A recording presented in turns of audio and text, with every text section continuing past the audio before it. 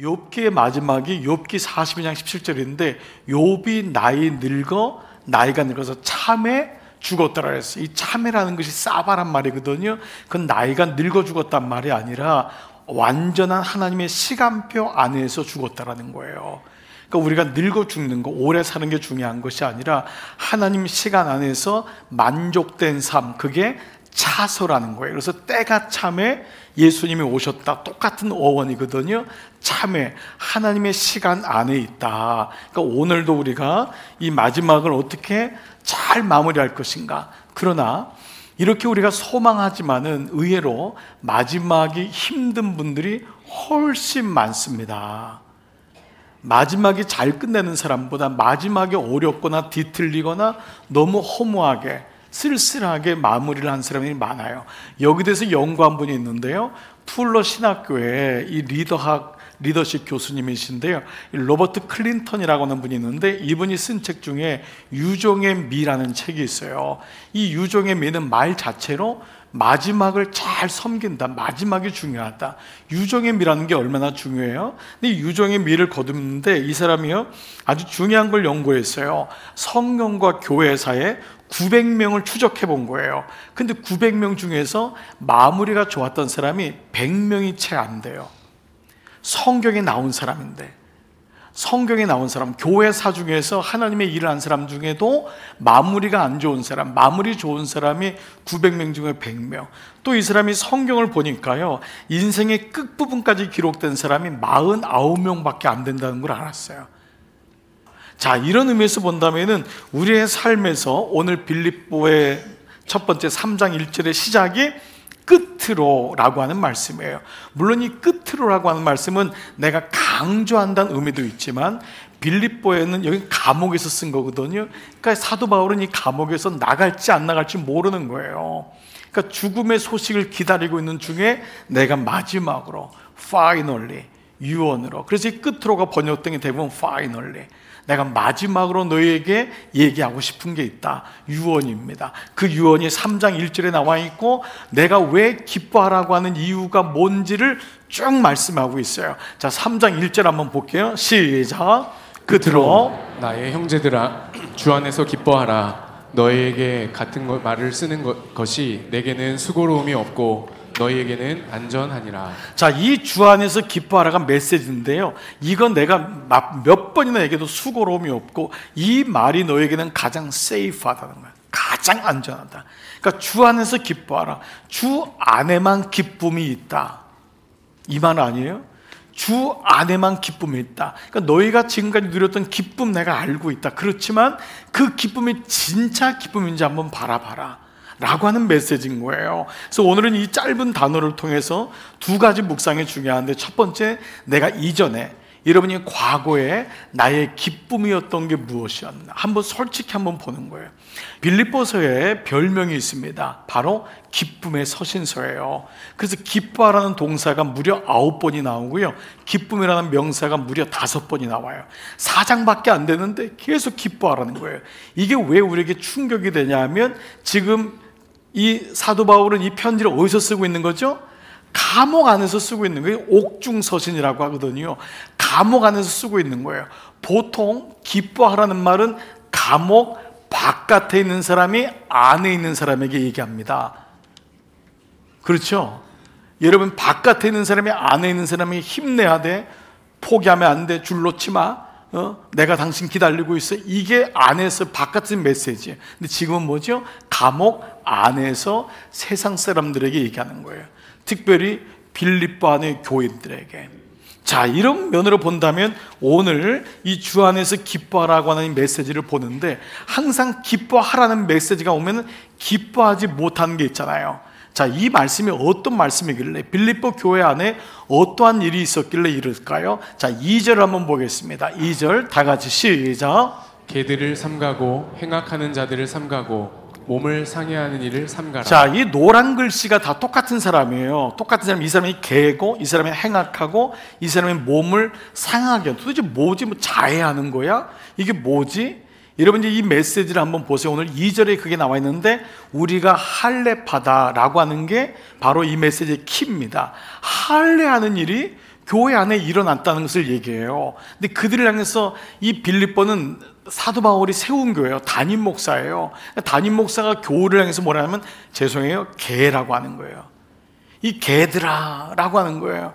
여러분, 이거 좋은 말이 아니죠. 요즘 하도 개가 이렇게 높여져 가지고 이걸 굉장히 좋게 여겨지는 분이 있을 거 봐.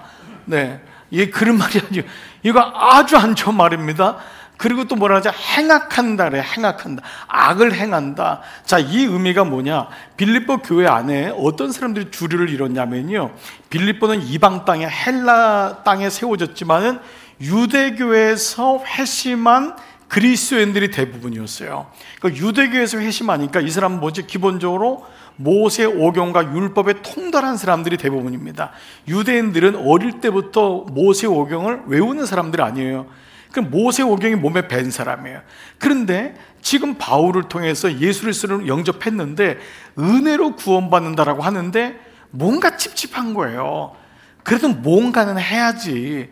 어떻게 은혜로만 구원받느냐? 우리가 면목이 없지, 뭔가 해야지. 그래서 구약적인 개념에서 행위적인 구원의 메시지가 올라온 거예요. 이걸 가리켜서 이단적인 메시지, 교리인 거예요. 잘못된 교리가 뜬 거예요. 그러면서 뭐라고 하냐면 행위적인 믿음. 이 사람을 가리켜서 어떤 사람이냐면 율법에 속한 그리스도인이라고 해요. 율법에 속한 그리스도인, 복음에 속한 그리스도인이 아니고 율법에 속한. 율법은 뭐죠? 구전, 전통, 그리고 어떤 해야 된다고 하는 이런 것들, 이것이 여기에 속해 있는 거예요. 복음으로 인해서 값없이 주는 복음이 아니라 여전히 자기가 주는 경험, 전통, 내가 뭔가를 해야 된다고 하는 이런 것들에 붙잡혀 있는 사람인데, 그래서 이 사람들이 가져온 게 뭐냐면 할례 받아야 된다. 이방인이라도 헬라인이라도 할례 받아야지 구원받는다라고 하는 할례파가 이루어진 거예요. 근데 여러분, 이 말씀을 내일 묵상하겠지만 여러분, 이걸 사도 바울이 뭐라고까지 했냐면 그리스도 십자가의 원수라고 얘기했어요. 이 사람을 십자가의 원수라고 했던 거예요. 그러니까 여러분, 믿음이라는 건 정말 정신 차리고 똑바로 배우지 않으면은, 잘못 배우면은 십자가의 원수, 주님이 십자가에 달린 것을 무효화시키는 사람이 될 수 있다라는 거죠. 이게 바로 종교 아니에요? 욥기에서 계속 말씀 배웠던. 자, 3절을 봐보세요. 그래서 뭐라고 하냐? 너희는 오직 하나님의 성령으로, 이 안에 오직이라는 단어가 그냥 생략됐는데, 오직 너의 생각으로 하면 안 된다. 세상의 기준이 아니라 하나님의 영으로 봉사해야 된다. 3절 띄워줘 보세요. 하나님의 성령으로 봉사하는데 세상의 기준, 세상에다가 이만하니까 이거 안 된다. 교회 오면 똑같은 거다. 하나님의 영으로 봉사해야 된다. 그리고 자랑하지 마라. 오직 자랑하는 것은 그리스도 예수. 내가 예수 믿은 거 자랑해라. 내가 세상에서 이만하니까, 이만한 직업을 가지고 있으니까 우리는 이게 의연치 않게 나올 수밖에 없어요. 또 그런 걸 통해서 영광을 또 하나님께 돌리기도 하지만은, 정말 자랑은 뭐냐? 예수 그리스도 믿은 거, 이거 자랑해라. 그리고 육체 신뢰하지 말아라. 육체 할례로 구원받는 게 아니다. 그래서 우리가 바로 신비의 할례 받은 할례파다. 몸에 할례 받은 게 아니라 마음에 이미 거듭난 사람은 하나님 말씀이 왔기 때문에. 그래서 이것을 가르쳐 사도 바울은 나는 하나님의 거룩한 흔적을 가졌다. 그리스도의 상처를 가진 자다. 그게 바로 할례파다. 그리스도의 마음을 가진 자다. 무릇 이 마음을 품으라. 그리스도의 마음을 품으라. 그 그리스도의 십자가의 마음을 품은 사람이 진짜 할례파다라고 하면서 몸을 상해하는 자들을 향하여 거짓 이단자들이다 라는 얘기를 하고 있는 겁니다. 자, 그런데 바울은 어떤 사람이었죠? 사실 바울은 육체를 신뢰했던 사람이잖아요. 바울처럼 가문이 좋은 사람이 어디 있어요? 바울처럼 명함을 만들면 뭐 차고 넘치는 사람이 어디 있어요? 이스라엘 중에 이스라엘, 유대인 중에 유대인이잖아요. 할 말이 너무 많잖아요. 그러니까 바울은 이 사람들을 너무 잘 이해하는 거예요. 그래서 여러분 4절 보니까, 그러나 나도 육체를 신뢰할 만하며 만일 누구든지 다른 이가 육체를 신뢰할 것이 있는 줄 생각하면은 나는 더욱 그러한. 그 사람은 게임이 안 된다. 나는 8일 만에 할례를 받고 이스라엘 족속의 베냐민 집하고 히브리인 중에 히브리인이고 율법으로는 바리새인. 이 사람이 랍비예요, 여러분. 랍비라고요, 이 사도 바울은. 그리고 뭐죠? 열심으로는 교회를 핍박했던, 다 죽였던 사람이잖아요. 그리고 율법의 의로도, 율법의 기준으로 봐도 흠이 없는 사람이다. 얼마나 대단한 사람입니까? 그런데 이 사람이 지금 자기에게 뭐라고 해요? 이제는 내가 알았다라는 거예요. 알았다. 나는 진짜 기쁨을 알았다. 여기서 나는 기쁨을 가지고 살았다. 그래 여러분, 오늘도 우리가 혹이나 우리도 물론 살아가면서 기쁨이 왜 없겠어요? 그것이 우리에게 동인이 되죠. 그러나 진짜 기쁨이 먼저 되지 않으면 우리는 가짜 기쁨에 속아서 진짜 기쁨을 잃어버리고 나중에는 정말 어려운 마지막의 인생을 살게 된다는 거죠. 유정의 미를 거둔 이 저자인 이 클린턴 교수는요, 이렇게 언급을 해요. 들어보세요. 높이 계신 하나님을 바라보지 못하게 하는 것들은 분명히 당신에게 어떤 기쁨이 되었을 것이다. 여러분 이해되지 않으세요? 높이 계신 하나님을 바라보지 못하는 것들은 분명히 당신에게 어떤 기쁨이 되었을 것이다. 그러나 분명한 사실 하나는 당신이 누리던 그 어떤 기쁨이 당신을 무너뜨리는 가장 큰 요인이 된다는 거예요. 여러분 이거 이해되시지 않아요? 당신이 자랑하던 그것에 발목 붙잡힌다는 거예요. 그 당신이 기쁨을 누렸던 것이 무너뜨리는 가장 큰 요인이 되는데, 가장 큰 요인을 5가지로 잡았어요. 첫 번째가 돈. 돈이 왜 기쁨이 아니에요? 정말 돈은 중요해요. 근데 돈이 거듭나지 않으면, 돈이 세례받지 않으면 이 돈은 우리를 정말 무너뜨리는, 우리의 인생을 너무 힘들게 하는 것 중에 하나라는 거죠. 여기 머물게 되는 거예요. 두 번째는 권력. 이 사람은 클린턴은 이제 포지션이란 말했는데 자리, 남자들 명예라는 거 얼마나 중요해요? 여자분들로 직장 되면 승급한다는 거 너무너무 중요하잖아요. 근데 이게 전부가 아닌데 여기 매달리다 보니까 이게 기쁨인 거예요. 권력이라는 거. 예. 그래서 어떤 사람은 막 집에 가면 막 받았던 메달, 트로피들 이게 꽉 차 있는 거예요. 이해는 돼요. 내가 이만큼 수고했지라고 하지만 이사 갈 때마다 하나씩 버리더라고요. 결국 나중에는 이게 고철이 되는 걸 보게 되는 걸 경험하죠. 세 번째는 섹스입니다. 성이란 것은 고귀한 거예요. 귀한 거예요. 기쁨이 됩니다. 그러나 이것이 잘못 사용되어지면은 얼마나 큰 아픔이 됐는지 여러분은 경험하신 분은 이미 알고 있을 거예요. 그래서 돌아보라. 꺼진 불도 돌아보라. 이거 정말 중요한 거 아닙니까? 정말 조심스러워야 되는 거예요. 네 번째는 가족입니다. 가족이 얼마나 기쁨이에요. 그러나 가족이 주님보다 높아지면은, 가족의 기쁨을 위해서 주님을 믿는다면, 여러분이 예수님 믿는 분은 어떤 분은 가족 때문에 믿는 분이 있어요. 그냥 뭐든지 내 새끼, 내 엄마, 내 아빠, 가족이에요. 그런데 예수님이 어느 날 가족보다 높이 있는 거예요.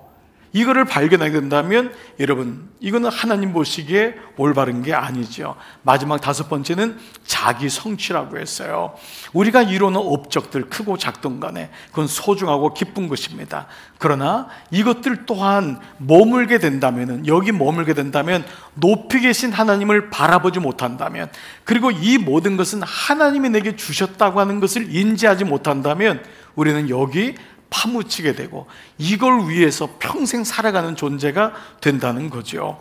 자, 그런데 왜 이게 기쁨이 될까요? 이게 힘이 되기 때문에 그래요. 파워예요. 일종의 파워. 돈이 힘입니다, 여러분. 권력 힘입니다. 성도 힘입니다. 섹스도.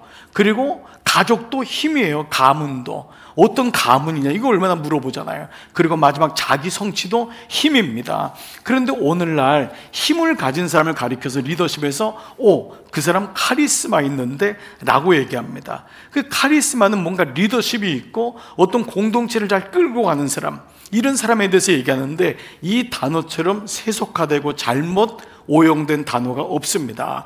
여러분이 카리스마라고 하는 단어는 헬라어 말인데요, 카리스라고 하는 단어가 은혜란 단어예요. 거기 마가 뭐냐면 풀어놓을 복수예요. 즉 그레이시스예요. 그레이스인데 은혜인데 복수를 붙인 거예요. 기프트인데 기프트에다가 복수 S를 붙인 거예요. 즉 카리스에서 나온 말이에요. 진짜 카리스마가 있는 사람은 어떤 사람이냐 하면 이 모든 것이 하나님의 은혜구나, 이거를 아는 사람이 진짜 힘이 뭔지를 아는 사람이다. 세상에 그냥 또 움직이고, 이게 카리스마가 아닙니다. 카리스마는 하나님의 은혜구나.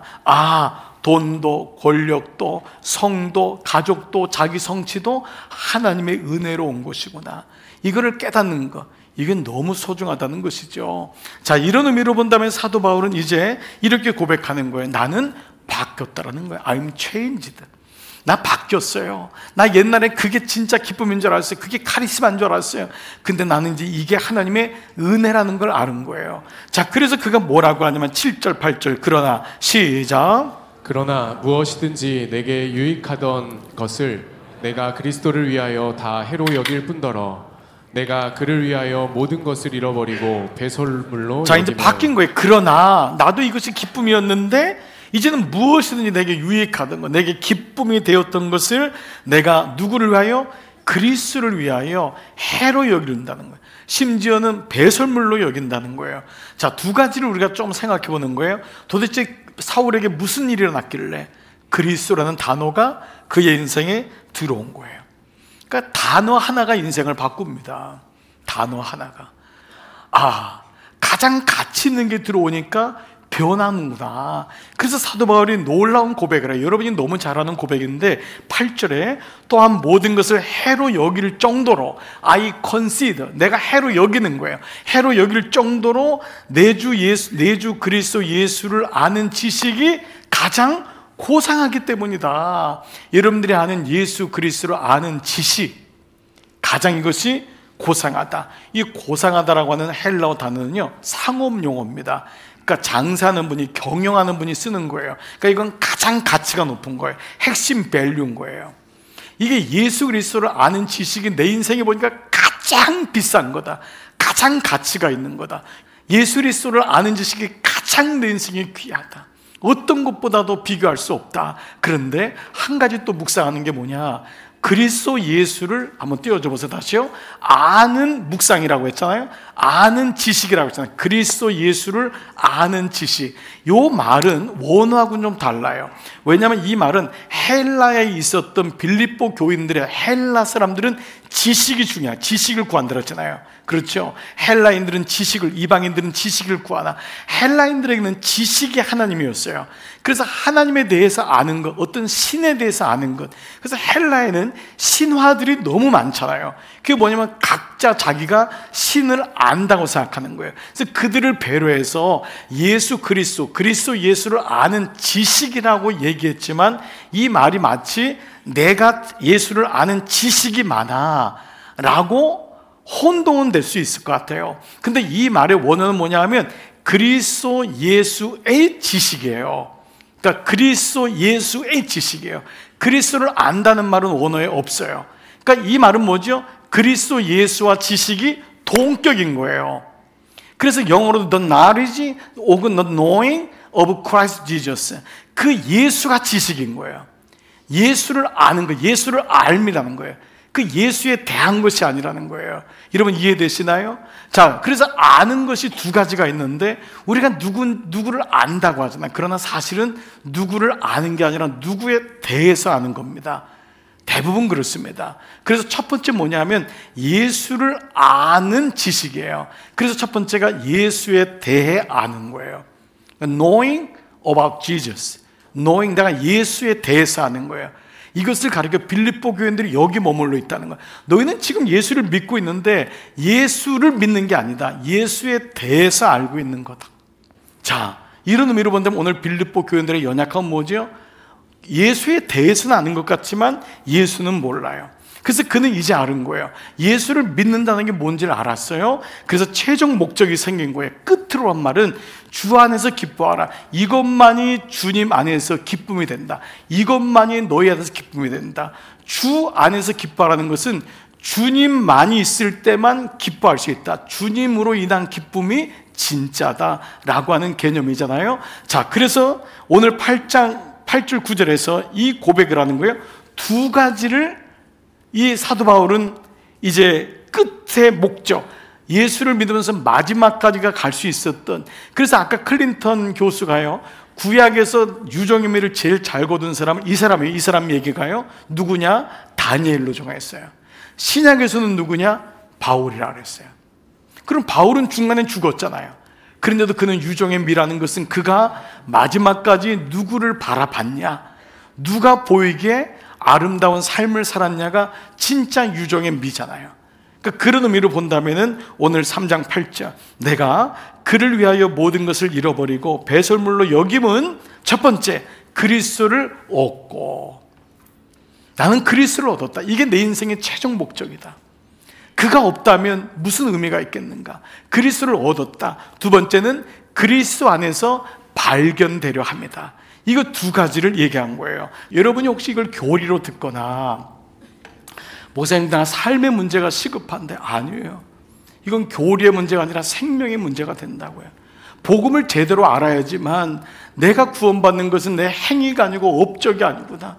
그래서 이제는 나이가 들거나 복음에 들어오면은 업적으로부터, 행위로부터 열심히 사는 것 자체가 잘못된 게 아니에요. 이제는 축을 옮길 줄 아는 거예요. 그리고 아예 처음부터 복음이 딱 중심되어 있는 비즈니스맨, 그런 정치인, 그러한 기업인, 그러한 학생, 그러한 삶을 사는 거예요. 자, 이런 의미로 본다면은 오늘 빌립보 교인들은 예수를 믿음으로 하나님께 의롭게 여긴다는 것, 이 얘기를 말장난으로 여긴 거예요. 관심이 없는 거예요. 그들의 관심은 오직 로마 시민권에 있어요. 로마에 자기 자녀들 유학 보내는 거, 그거밖에는 관심이 없는 거예요. 로마의 혜택을 받아 이 땅에 조금 더 잘 사는 거예요. 그러니까 평생 그 안에서 먼저 열등 감성에 사는 거예요. 아무리 가져도 나보다 더 가진 사람이 있고, 아무리 공부해도 나보다 더 공부한 사람이 있고, 아무리 예뻐도 나보다 더 예쁜 사람이 있는 걸 어떻게 해요? 그러니까 그리스도 예수라고 하는 중심점이 없으면 우리는 평생 땅의 것을 바라보면서 땅의 것을 추구하다가 그 땅의 것이 우리의 마지막 삶을 힘들게 하는 것입니다. 오늘 바울은 높이 계신 하나님을 바라보는가, 바로 이 의미를 주고 있어요. 말씀을 마무리해 볼게요. 바로 그럴 때, 그 하나님의 의로우심을 여길 때 두 가지 주는 놀라운 은혜를 바울은 고백해요. 그게 10절 11절 마지막인데요, 내가 그리스도의, 즉 하나님의 의롭다 여기심을 내가 받았을 때, 하나님께로 난 의를 내가 발견되었을 때, 알았을 때, 내가 그리스도의 부활의 권능과 그 고난에 참여함을 알고자 해요. 부활의 권능까지 가는 거예요. 부활을 아는 것 자체가 아니라 부활의 권능. 부활은 뭐예요? 죽은 게 전제되어 있는 거잖아요. 죽음이 두렵지 않은 거예요. 어차피 우리 인생은요, 오래 살고 싶어하는 건 모든 사람에게 있지만 죽음을 피할 수 있는 사람은 아무도 없어요. 그 죽음 앞에 두려운 것이 인생이에요. 그런데 오늘 이 하나님의 의롭다 계심, 하나님이 나에게 죄 없다 하시고 그분이 나의 아버지가 되시고 하나님이 되시는 그걸 깨달았을 때에 그는 부활의 권능, 힘을 얻게 된 거예요. 그러므로 그는 고난에 참여하게 됩니다. 이 고난이 두렵지 않은 거예요. 오히려 고난 속에서 그는 하나님의 영광을 보게 되는 거예요. 사랑하는 여러분, 오늘 우리에게 있어서 가장 놀라운 건 뭘까요? 죽음까지 우리를 끌고 갈 수 있다면 그게 가장 가치 있는 것 아닌가요? 오늘 이 땅에 살면서 바로 진짜 기쁨이 무엇인지를 안다면 그 기쁨이 예수 그리스도, 그 지식, 그걸 아는 것, 거기로부터 온다면 우리는 진짜 이 땅에서 이 기쁨을 선포할 수 있다고 저는 믿습니다. 형제들아, 주 안에서 기뻐하라. 내가 끝으로 말하노니 주 안에 들어와야지만이 진짜 기쁘단다. 이 기쁨의 정체가 그분 안에 있단다. 그때 우리의 영적 방황은 마침표를 찍고 우리의 수많은 물음표들은 느낌표가 되는 겁니다. 이 고백이 여러분의 인생에 그러한 고백이 되기를 주님의 이름으로 축복합니다.